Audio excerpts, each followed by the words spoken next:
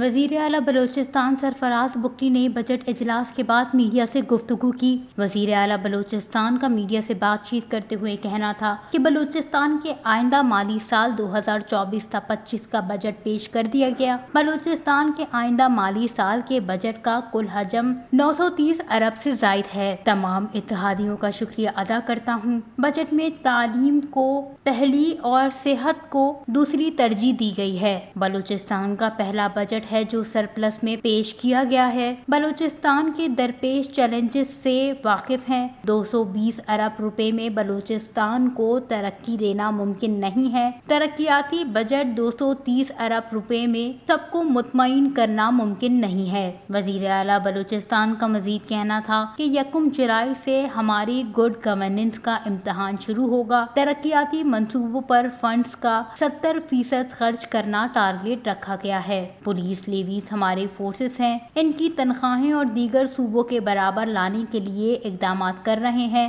Gas surcharges کسی کو نہیں بخشا جائے گا۔ گیس سرچارجز کے 50 ارب روپے کے لگ بھگ واجب ادا ہیں۔ لیس ریونیو ہونے پر گیس سرچارجز کے واجبات بھی ملیں گے۔ ہم وفاق پر 1 روپیہ بھی نہیں چھوڑیں گے۔